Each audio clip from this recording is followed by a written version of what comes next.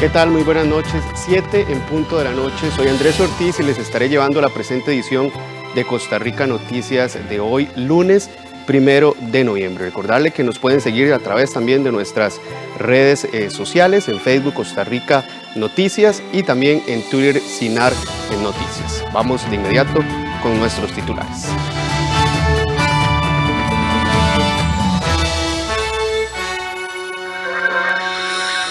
El Instituto Nacional de Seguros abrió el periodo de cobro de marchamo 2022 a partir de hoy, 1 de noviembre, para más de 1.600.000 vehículos. Las proyecciones económicas del Banco Central mejoran y prevén un crecimiento en la economía del país de 5,4% al cerrar el 2021. Casi 2 años después, la pandemia ha superado los 5 millones de muertos en todo el planeta. La diputada Paola Valladares presentó este lunes un proyecto de ley que pretende impulsar la inversión de los comités cantonales de deportes en la promoción e inclusión y accesibilidad deportiva y recreativa para personas con discapacidad. Tal y como lo veíamos en nuestros titulares, el Instituto Nacional de Seguros abrió el periodo del cobro del marchamo 2022 a partir de este 1 de noviembre para más de 1.600.000 vehículos. A diferencia del año anterior, este año no hubo rebajo en el pago del derecho de circulación. El presidente de la República decidió vetar la iniciativa de los diputados, alegando que generaba una inestabilidad para las finanzas del país. El derecho de circulación estará al cobro este 1 de noviembre para más de 1.600.000 vehículos. Este año el Instituto Nacional de Seguros espera recaudar una suma cercana a los 279.000 millones de colones. Solo este lunes a las 10 de la mañana el INS reportó que 394 usuarios habían realizado el pago y más de 1 millón de consultas se habían realizado a través de la página web. Esta es la distribución de los componentes del derecho de circulación para este 2022. 66% Ministerio de Hacienda, 20% Seguro Obligatorio de Automóviles SOA, 6% COSEBI, 4% Timbres, IVA y otros, 1.5% CTP, 1.6% otros. El hecho de que este año no se aplicó el rebajo en el cobro del derecho de circulación generó distintas reacciones por parte de los ciudadanos. No estoy de acuerdo con eso, sí, porque digamos a nosotros como transporte de estudiantes no nos dejaron casi ni circular ni nada el año antepasado, ¿verdad? Cuando empezó la pandemia, y este año estamos a medio servicio, digamos. Muy alto, ¿verdad? A pesar de que hemos estado un año muy duro, porque a pesar de que de nosotros se nos bajó mucho el trabajo, pero pensábamos que iban a rebajar un poco y no rebajaron nada. El jefe de la Dirección de Seguros Obligatorios del INS, Sidney Viales, hizo un llamado a los ciudadanos para que tengan cuidado a la hora de realizar el pago y evitar que sean víctimas de una estafa. Acá, importante mencionar, y como lo hemos indicado en otras oportunidades, que nosotros, Instituto Nacional de Seguros, hemos identificado plenamente a los recaudadores para que no se dejen engañar y no caigan en fraudes que para esta época y por lo que hemos visto se han incrementado de manera significativa.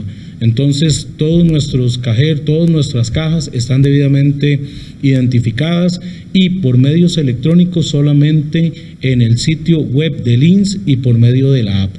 Luego también tenemos a disposición el código QR, que con la lectura de este código se ingresa no solamente a la consulta, sino que también tiene la posibilidad de efectuar el pago. El pago del marchamo se puede hacer en más de 2.100 puntos distribuidos en todo el país, en oficinas centrales del INS, sedes o puntos de servicio. El pago se podrá realizar hasta el 31 de diciembre sin ningún tipo de multa. Tal y como lo mencionábamos en la nota anterior, este lunes, el 1 de noviembre, ya salió el cobro del marchamo 2022. A pocas horas de habilitarse toda la información en la página web del INS, ya muchos ciudadanos habían consultado el monto que tendrán que pagar antes del 31 de diciembre. Recordemos que el viernes anterior el gobierno vetó la rebaja al marchamo y argumentó que esta medida solo vendría a generar un problema mayor en la economía del país. La decisión del gobierno fue aplaudida por algunos ciudadanos y rechazada por otros, quienes consideran que no fue empático ante la situación económica que enfrentan muchos hogares producto de las consecuencias que ha dejado la pandemia. Sí, claro, ya me revisé temprano cuánto debo de pagar. Me parece que el cobro es correcto. ¿Qué le parece que el presidente haya vetado la ley del rebajo que hicieron los diputados? Muy bien, me parece. Yo creo que los diputados no hicieron un buen análisis del tema. También no fue en el tiempo oportuno. Ellos se tomaron todo el tiempo, el presidente no tuvo suficiente tiempo y además de que yo sí creo que no es prudente el haber aprobado esa ley que los diputados querían. El país requiere presupuesto, no ponen una solución de dónde se iba a recuperar el dinero, ¿verdad?, que se dejaba de pagar, y me parece muy correcto lo que el presidente hizo. No bajó para nada. Quedó en 126.000 siempre, no me lo bajaron para nada. ¿Y qué le parece que el presidente haya vetado esta ley de la posibilidad de rebajarlo? De ahí no me parece, porque en realidad los vehículos no los hemos podido usar en todo el año como debe, o sea, nos han quitado muchos días de restricción y por lo tanto no creo que, o sea, no es correcto lo que hizo a mi criterio, ¿verdad? Referente al año pasado voy a pagar 150.000 más. Este año quedó en 414, si no la volvieron a ver. ¿Y pudo revisar por qué o no sabe? No se sabe. De hecho, más bien revisamos en la mañana en la casa y el valor fiscal más bien bajó y subió el marchamo otra vez. Durante el primer día de sesiones extraordinarias, los diputados de oposición cuestionan la larga lista de proyectos presentados por el gobierno, aduciendo que siguen sin tener un norte claro. En el Poder Ejecutivo aseguran que sus proyectos girarán en 5 ejes. La agenda con el Fondo Monetario Internacional, la principal tarea a sacar adelante. Desde el Congreso, el periodista David Roversi nos amplía. Adelante, David, buenos días. Buenas noches, más bien. Gracias, Andrés, buenas noches a ustedes a través de Costa Rica Noticias. Así es, ya dieron por iniciadas las sesiones extraordinarias, momento en que el Poder Ejecutivo vuelve a tener el control de la agenda legislativa. Se extenderán hasta el próximo 31 de enero. Pero bueno, la situación pues sesión extraordinaria evidentemente es que las personas están buscando acá en el Congreso, por lo menos el Poder Ejecutivo.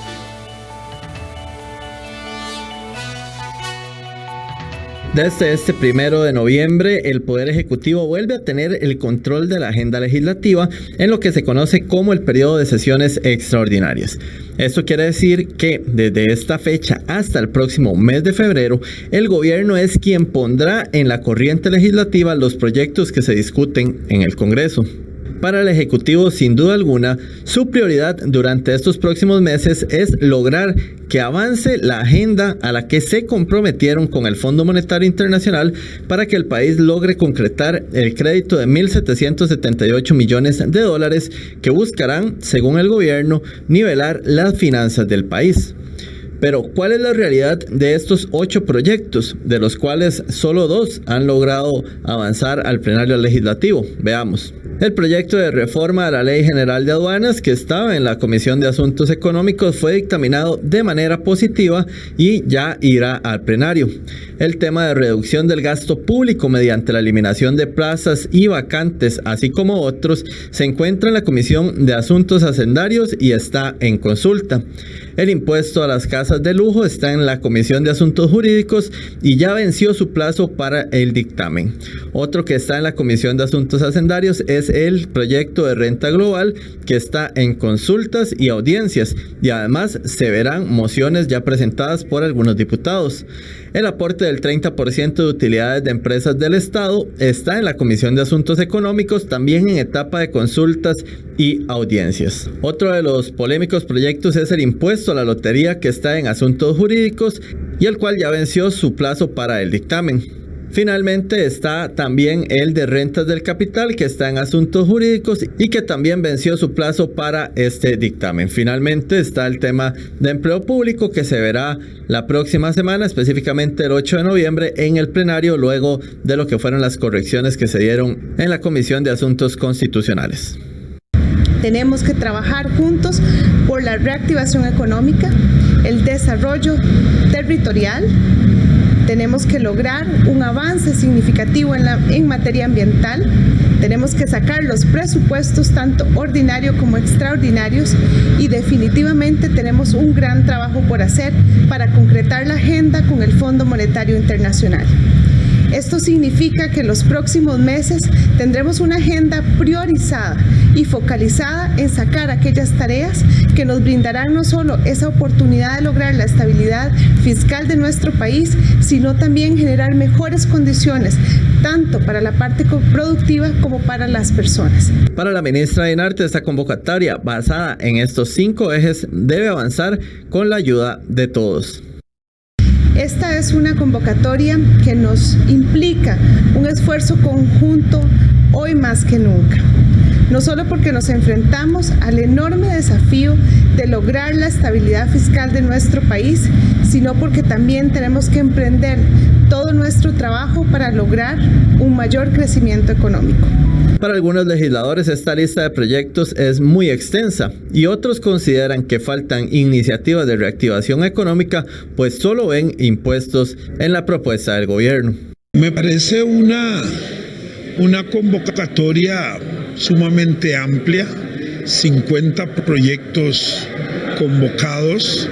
Yo hubiera preferido una convocatoria más reducida, más puntual, que nos indique la dirección en la que quiere ir el gobierno durante este tiempo de ejercicio de la iniciativa legislativa. Meses de sesiones extraordinarias. Es una agenda bastante pobre, cargada de impuestos. Es una agenda que prácticamente no tiene ningún proyecto de reactivación económica. Pocas iniciativas de diputados de oposición hay presentes dentro de esta primer convocatoria y yo esperaría que el presidente, la ministra de la presidencia prontamente estén convocando una agenda mucho más rica en proyectos que puedan venir a generar alivio al bolsillo de los costarricenses, pero también más posibilidad de llevar alimento a sus mesas. Para el Poder Ejecutivo es vital hablar del proyecto de empleo público, que es el eje principal del acuerdo con el Fondo Monetario Internacional y que se estará viendo la próxima semana en plenario legislativo.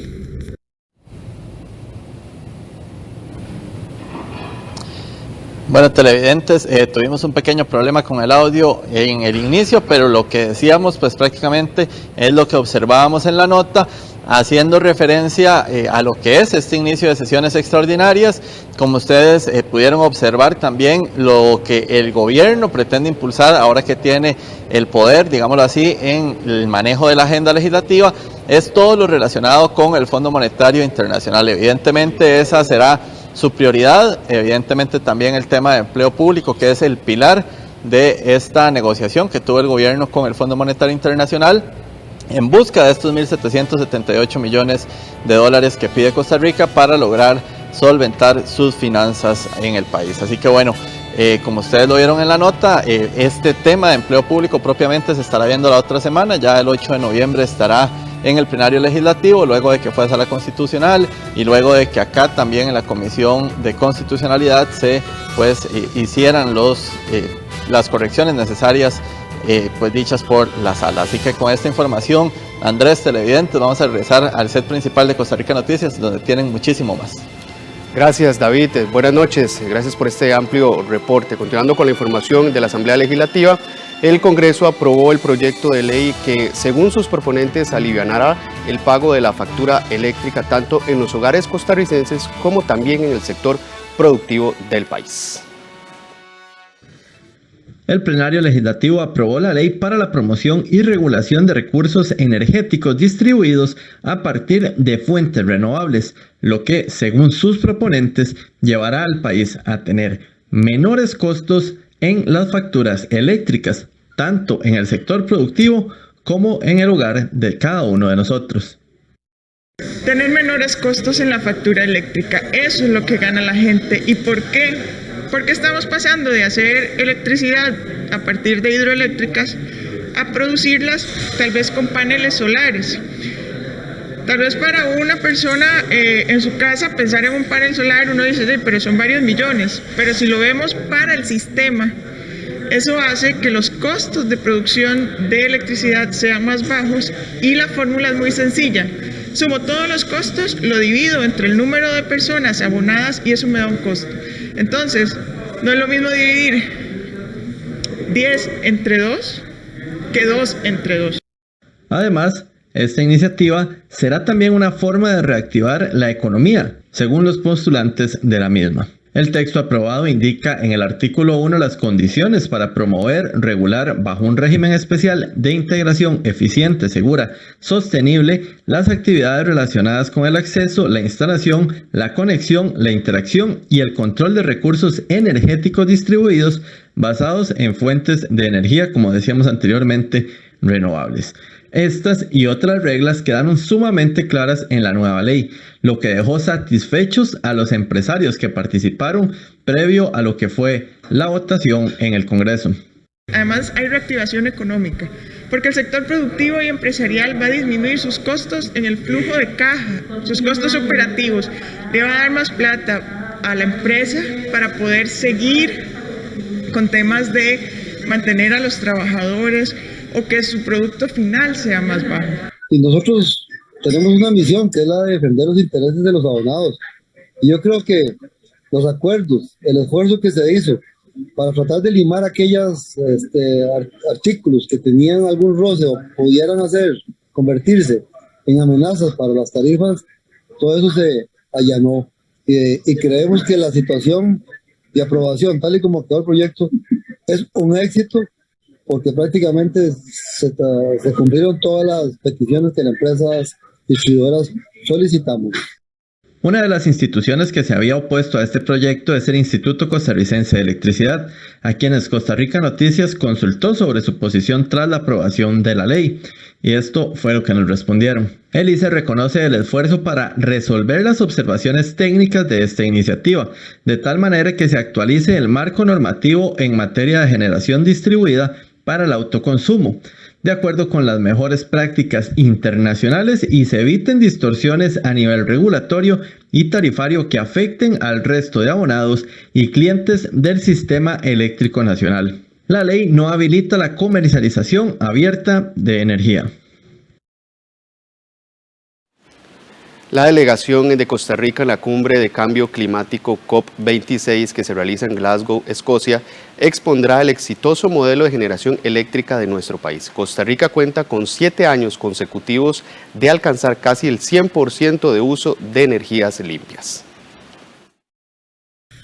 Para el exministro de Ambiente y Energía, el doctor Edgar Gutiérrez, la COP26 es una gran vitrina para que nuestro país pueda mostrar a países desarrollados sus esfuerzos en torno a la lucha contra el cambio climático y de este modo mostrar cuánto ha avanzado un país pequeño como el nuestro.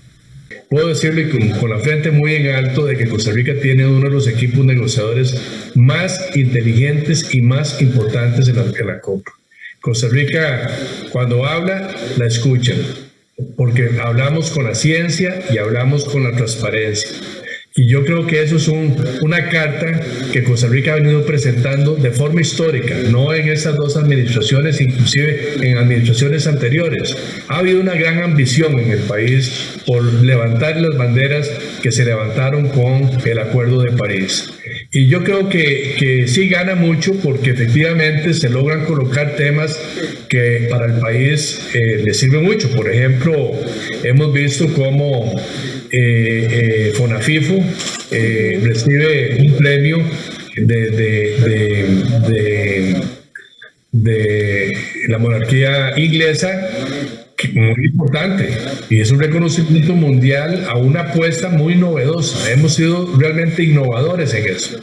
El presidente de la República, Carlos Alvarado, encabezó la delegación costarricense y en su participación provocó a los países a cooperar entre sí para resolver diferencias y alcanzar objetivos conjuntos. Cuanto mayor sea su economía, cuanto mayor sea su huella, mayor será su responsabilidad. Irónicamente, los países en desarrollo tenemos las mayores soluciones basadas en la naturaleza y nosotros somos los que usamos menos combustibles fósiles. Hoy, los ausentes están más presentes que nunca porque necesitamos a todos a bordo. Además, quiero aprovechar la ocasión para decir que dejamos de lado cualquier antagonismo militar o comercial. ¿Tiene algún sentido en un mundo que se está muriendo hacer la guerra, militar o comercialmente? ¿Guerra para qué? ¿Por un planeta moribundo? ¿Por qué invertir en el ejército? Si son los combustibles fósiles los que están poniendo en riesgo a nuestra humanidad, a nuestros hijos. Además de Alvarado y su comitiva de gobierno, asistió a la COP26 una delegación de 7 jóvenes de la Red de Juventudes y Cambio Climático de Costa Rica. Su misión, la recuperación ecológica, una reorientación de ideas y prioridades para recuperar la economía post-COVID, pero con mira sobre el medio ambiente. Costa Rica tiene la oportunidad de ser un país líder y no solo a nivel regional, sino también a nivel del continente y a nivel mundial en lo que es acción climática. Sin duda alguna, existen muchas iniciativas, se han llevado a cabo muchas acciones, pero aún nos falta. Ya no podemos quedarnos en esa posición, en esa zona de confort de que es algo que está pasando, pero de que la bola le toca a otra persona. Todos y todas las personas tenemos un compromiso y una responsabilidad. Sin duda alguna, estaremos dando un mensaje a todo el mundo del país verde que realmente queremos ser. De cara a la COP26 en Glasgow, el mundo entero debe saber que sí es posible consolidar un modelo energético basado en fuentes renovables. Así como también será posible alcanzar una economía descarbonizada para el año 2050, expresó Alvarado. Una proyección a la alza en la economía costarricense es lo que se prevé para el fin de año, según el Banco Central. Los detalles de esta información al volver de la pausa.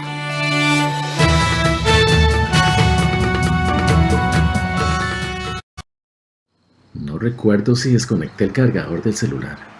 Siento algo extraño, mejor me regreso.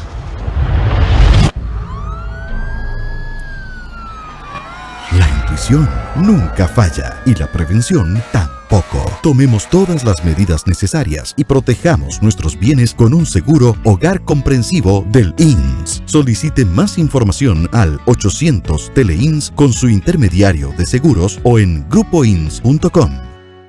En conmemoración del Día de Enseñanza Especial, Documentales UNED presenta Escuela Fernando Centeno Güell. Conozca los objetivos, formas de trabajo y público meta de esta importantísima institución.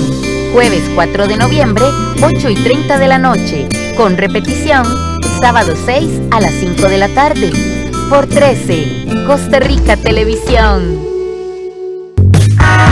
Estoy de visita en la Universidad Valle de México. Aquí algunos jóvenes con síndrome de Down hemos tenido la oportunidad de estudiar una carrera.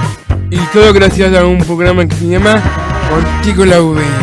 Y así como Ana Isabel estudia gastronomía. Up Down, los sábados a las 5:30 de la tarde.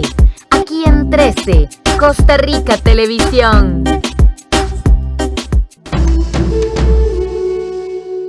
Aquí tengo la llave del portón, la llave de la casa y tengo la mejor llave de todas, la llave del voto. En Costa Rica entre todos decidimos. Por eso cuando votamos construimos democracia. Aquí cada voto cuenta y al gobierno llegarán las personas que elijamos. En estas elecciones votemos, porque somos un país donde libremente podemos participar en las grandes decisiones. El voto es la llave democrática para abrir nuevas oportunidades. Este 6 de febrero estará en sus manos. El Tribunal Supremo de Elecciones se lo garantiza. Pague menos por mes para tener más dinero disponible. El BCR le compra el saldo de sus tarjetas de crédito con una tasa preferencial. Solicite su compra de saldos a través de nuestros canales digitales. Somos el Banco. Banco Popular presenta el tipo de cambio. De inmediato vemos en pantalla el tipo de cambio del dólar según el Banco Central, 634 colones con 69 céntimos la compra y 641 colones con 84 céntimos la venta. Banco Popular presentó el tipo de cambio. Las proyecciones económicas del Banco Central mejoran y prevén un crecimiento en la economía del país de un 5.4% al cerrar el año 2021. Pese a que la proyección económica para el país en el mes de julio era de 3,9%, el Banco Central anunció un mayor crecimiento en la producción. Se prevé cerrar el año con un 5,4%. Además, se espera que el próximo año el crecimiento de la economía sea de 4,5% y no de 3,7%, como se había mencionado meses atrás. Las cifras son más alentadoras gracias a que la actividad económica ha logrado avanzar a pesar de la caída que se registró en el 2020 producto de la pandemia. Según los datos del Banco Central, la mayoría de las actividades ya sobrepasaron el nivel que tenían antes de la pandemia.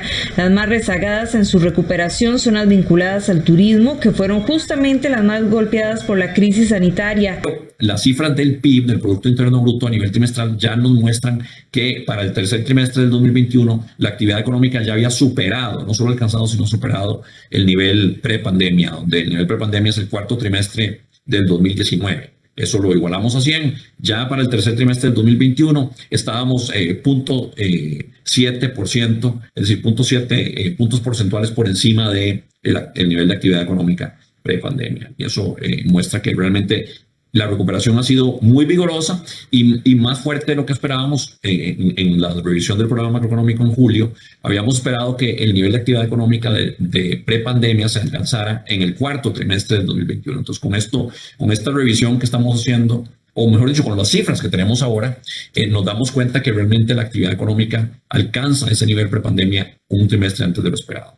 Rodrigo Cubero, presidente del Banco Central, también explicó que el repunte en la inflación que se ha percibido en los últimos meses se debe a efectos como los bajos precios que prevalecieron en los meses iniciales en la pandemia y en los precios de los bienes importados. El nivel de la inflación se mantiene relativamente bajo, con un registro de 2,1% anual. Los modelos de pronóstico la ubican por debajo de la meta de 3% en los próximos 2 años. Por otra parte, el mercado cambiario ha enfrentado presiones a lo largo del año, especialmente a partir de mayo. Estas presiones reflejan un aumento de la cantidad de demanda de divisas como consecuencia de la decisión de las operadoras de pensiones de aumentar su tendencia de activos en el exterior, del aumento en los precios de los bienes importados y de los mayores requerimientos del sector público no bancario para atender el servicio de la deuda en moneda extranjera. Algunos de estos factores podrían revertirse en las próximas semanas. En particular, factores estacionales podrían aumentar la oferta de divisas a partir de este mes de noviembre. También la demanda neta de divisas del sector público no bancario podría mitigarse o revertirse en la medida en que se dé la aprobación legislativa de créditos externos. Nosotros esperaríamos que al menos algunas de las fuerzas que están moviendo el tipo de cambio al alza se puedan revertir en meses venideros.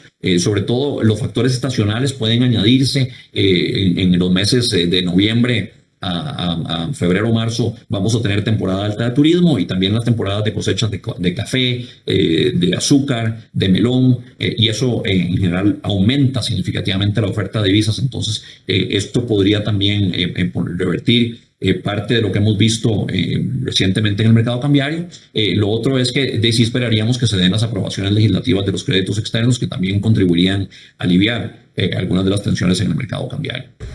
Las cuentas fiscales muestran también resultados más favorables a septiembre del 2021. El gobierno generó un superávit primario de 0,3% del PIB, que contrasta con el déficit del 2,6% registrado 12 meses atrás.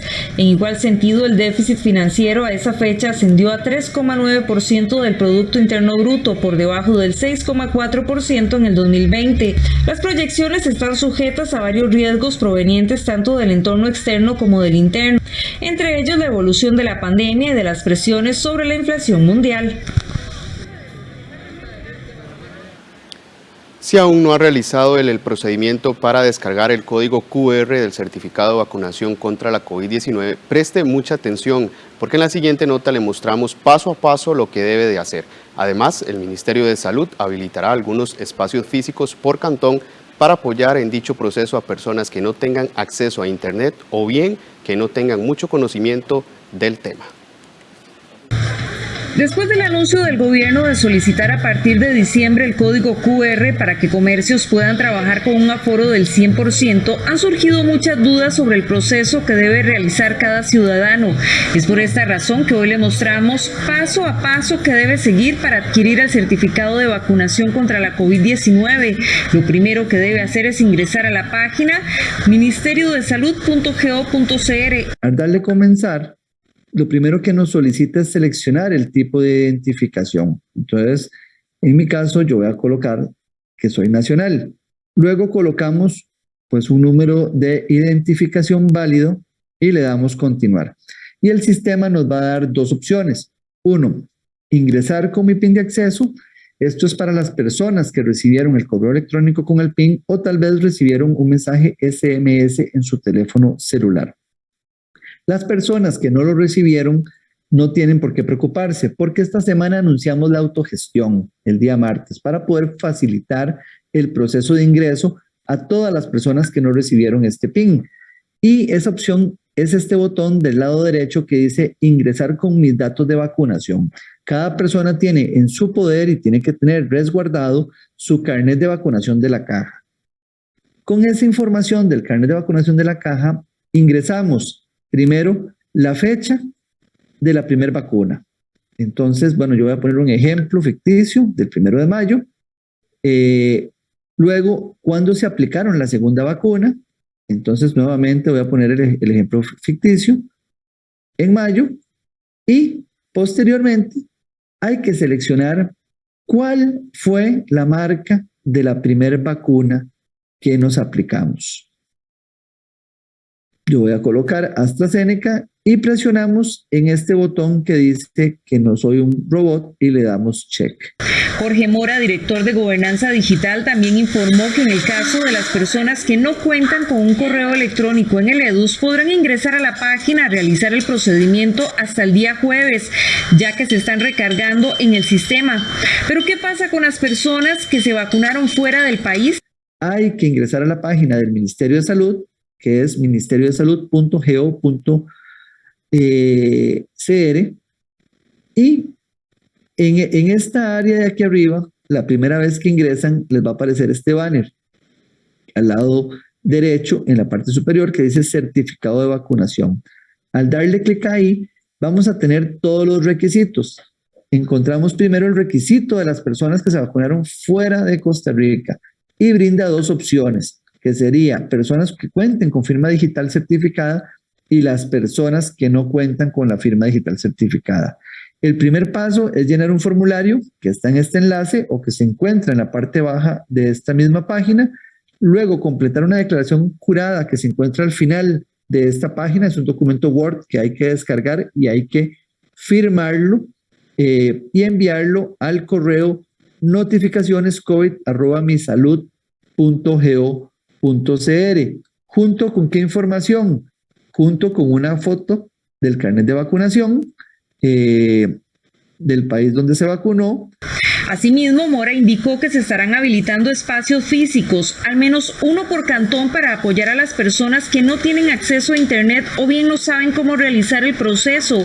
En el transcurso de esta semana estarán brindando información más específica de dónde estarán ubicados estos espacios, los cuales estarán disponibles a partir del 8 de noviembre. El Consejo Superior del Poder Judicial confirmó que aplicarán el decreto ejecutivo del gobierno sobre la vacunación obligatoria contra la COVID-19. Sin embargo, el Sindicato de Trabajadores Judiciales Intrajud valora la posibilidad de ejecutar acciones legales. En la sesión número 91-2021 del 21 de octubre anterior, el Consejo Superior acordó aplicar el decreto ejecutivo sobre la vacunación contra la COVID-19 obligatoria en los funcionarios públicos. En un informe jurídico del Poder Judicial se dio el visto bueno para aplicarla en los 12.906 funcionarios judiciales. El acuerdo dispone que esta vacunación forma parte de las medidas propias de la salud ocupacional, por lo que se le pide al personal judicial que informe al Servicio de Salud Institucional sobre el estado de su esquema de vacunación contra la COVID-19, es decir, si se encuentra vacunada, si tiene pendiente la aplicación de la vacuna o si posee contraindicación médica.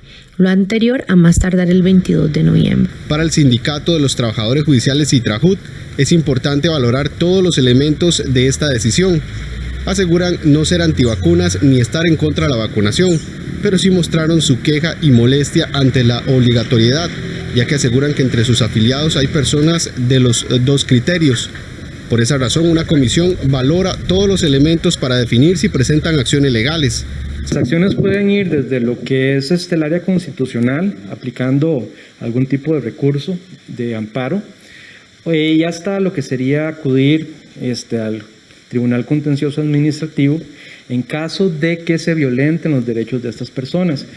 Porque nosotros estamos claros en que esto es importante y que lo que tiene que hacer el Estado y su obligación es convencer a la gente de que la vacuna es segura, que la vacuna, los riesgos son mínimos, que son más beneficios que cosas negativas lo que puede traer la vacunación, pero obligar a la gente así porque así, y además de eso, coaccionarlos con posibles sanciones o despido, eso no lo vamos a permitir. Para el 4 de octubre anterior, el Poder Judicial contaba con 11.597 funcionarios con la primera dosis, es decir, un 89% de la totalidad. Sin embargo, la administración desconocía la información sobre el 11% restante, es decir, de 1.419 personas. Mientras el Ministerio de Seguridad confirmó que en lo que va del año todas las policías del país han decomisado más de 65 toneladas de droga, el Sindicato de la Policía de Control de Drogas reclama por la falta de personal para hacerle frente a la lucha antidrogas y por el daño que tienen los únicos 2 escáneres en los puertos del país. El Ministerio de Seguridad anunció este lunes que durante el fin de semana se dieron importantes y duros golpes al narcotráfico. Decomisaron más de 6 toneladas de droga entre marihuana y cocaína. Con ello se suman más de 65 toneladas de droga que se han decomisado en lo que va del año entre todas las policías, tanto las del Poder Ejecutivo como también las del Poder Judicial. Este fin de semana en marihuana se han decomisado 3.872 kilogramos marihuana este fin de semana, y de cocaína 2.625 kilos de cocaína, para un total en el fin de semana, y por eso le decía que es de los fines de semana más intensos, con 6 toneladas 497 kilogramos, es decir, 6.5 toneladas entre marihuana y cocaína. Sin embargo, mientras que el Ministerio de Seguridad brinda estas informaciones, la seccional ANEP Policía de Control de Drogas continúa con el reclamo, ya que aseguran que tienen 2 grandes problemas para poder hacerle frente a la lucha contra el narcotráfico. Una de ellas es la falta de escáner en los puertos del país. Los que actualmente hay, según el sindicalista, se encuentran dañados. Y el otro problema que existe es la falta de personal, ya que aseguran que no son lo suficiente para poder atacar este problema. Tiene el ministerio 3 o 4 años de tener 30 plazas vacantes que por alguna situación se resiste a rellenar y no sabemos por qué. Es presupuesto que año a año se subejecuta, presupuesto de los costarricenses en un tema tan delicado como es el narcotráfico, que evoluciona y que avanza y que agarra más poderes, empodera más en nuestro territorio nacional, y que no se utilizan estas plazas. Señor Ministro de Seguridad, en lugar de salir a la prensa a tomarse fotos cuando hay algún decomiso, ¿por qué no le dice a la ciudadanía costarricense cuáles son los intereses que está protegiendo para resistirse a fortalecer una policía como la de control de drogas, y por qué es que el del Ministerio de Seguridad Pública no se hace ningún tipo de presión para el uso de los escáneres en los muelles o incluso en las fronteras costarricenses? En el año 2020, todas las policías del país incautaron 75 toneladas de droga. La cantidad de fallecidos en el mundo por la pandemia de coronavirus asciende a los 5 millones. Al volver, esta y otras noticias internacionales.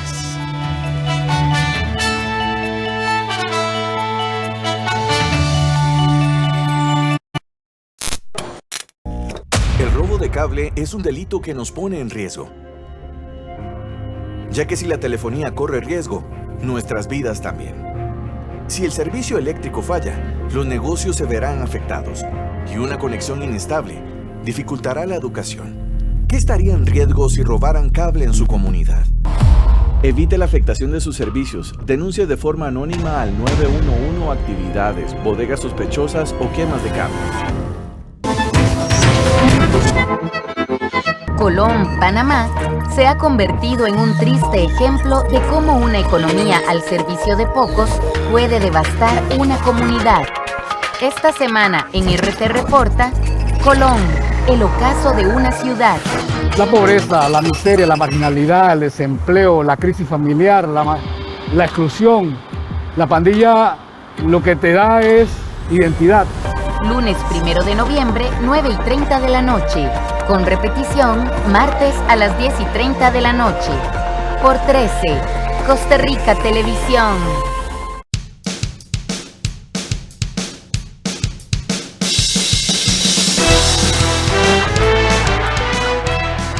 Niños y niñas, están sumamente invitados porque esta semana tenemos actividades muy especiales. Estamos celebrando la Semana Nacional de los Derechos de las Personas con Discapacidad. Por eso no olviden que estamos aquí de 8 a 9 de la mañana, de lunes a viernes, en Aprenda en Casa, Primera Infancia. Y no olviden nuestro número de WhatsApp, 83980071. Los y las esperamos.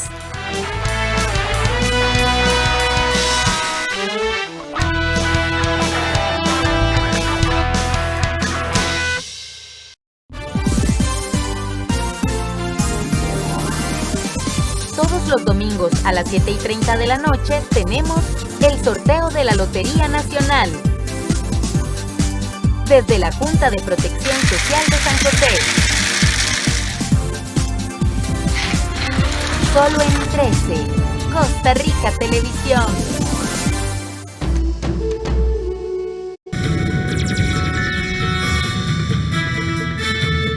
Discursos altisonantes en apertura de la COP26 en Glasgow, descrito como la última oportunidad para el mundo de hacer frente a la crisis climática.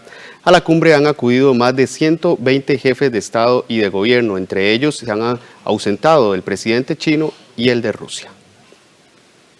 Discursos grandilocuentes en la apertura de la COP26 en Glasgow, descrita como la última oportunidad para el mundo de hacer frente a la crisis climática. A la cumbre han acudido más de 120 jefes de Estado y de Gobierno. Entre ellos se han ausentado el presidente chino y el ruso. En la inauguración, el primer ministro británico Boris Johnson ha destacado que el mundo está atado a un dispositivo que marca el día del juicio final y ha reclamado que se ayude a los países más pobres en la transición. Durante 200 años los países industrializados ignoraron por completo el problema que estaban creando. Ahora tenemos el deber de encontrar esos fondos. 100.000 millones de dólares al año que se prometieron en París para 2020, pero que no entregaremos hasta 2023. El secretario general de la ONU, Antonio Guterres, ha subrayado que se trata de salvar a la humanidad en un momento en el que está cavando su tumba. Incluso en el mejor de los casos, las temperaturas aumentarán muy por encima de los 2 grados. Mientras sucede esta cumbre sobre el cambio climático, seguimos dirigiéndonos al desastre climático.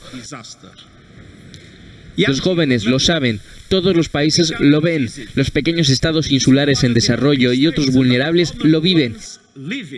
Y para ellos el fracaso no es una opción. El fracaso es una sentencia de muerte.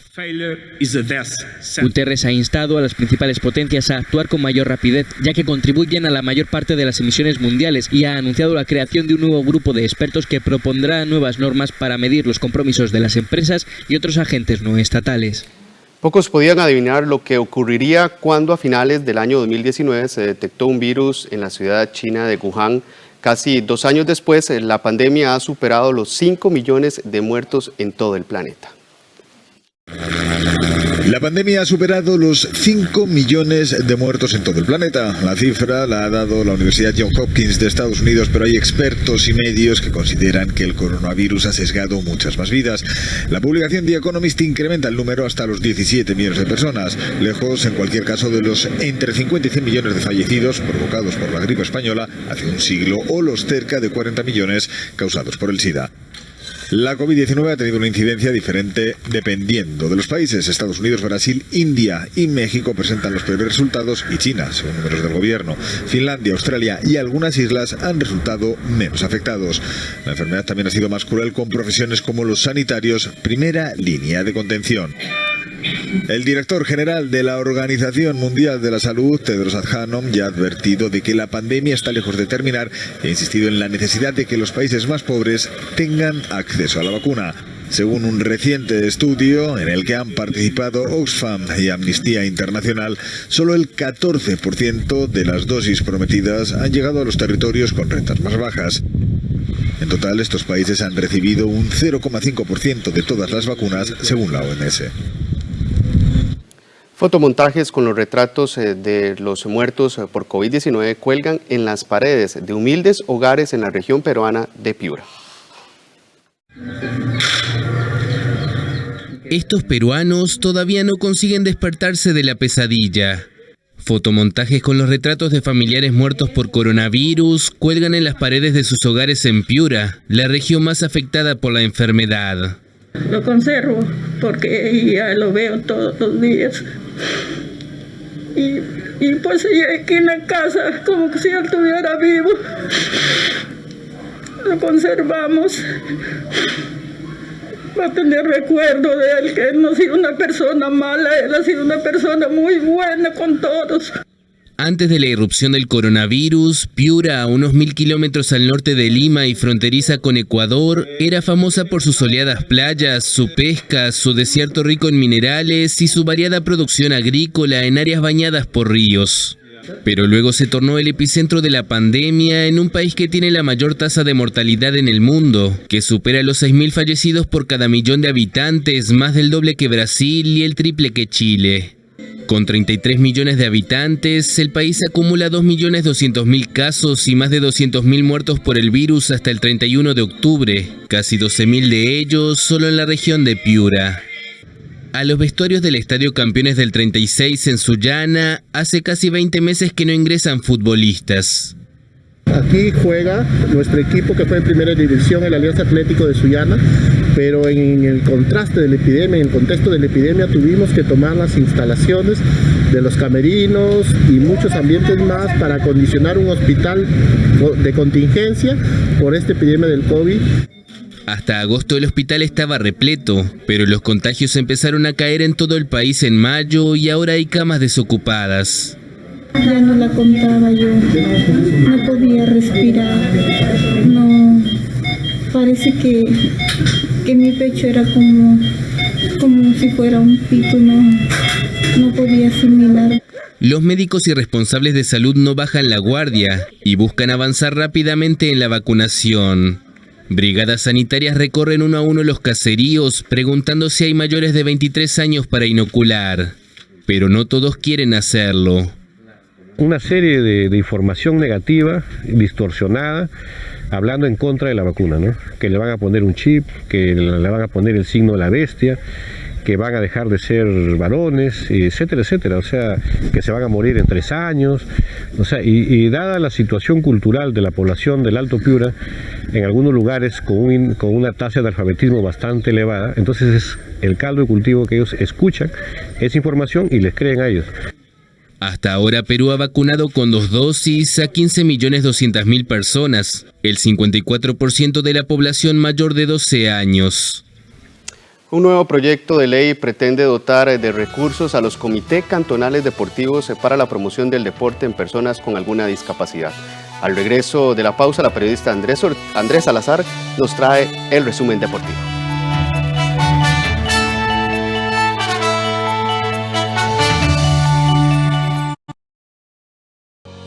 Sálgase de la fila del banco. Realice de forma fácil y segura sus transferencias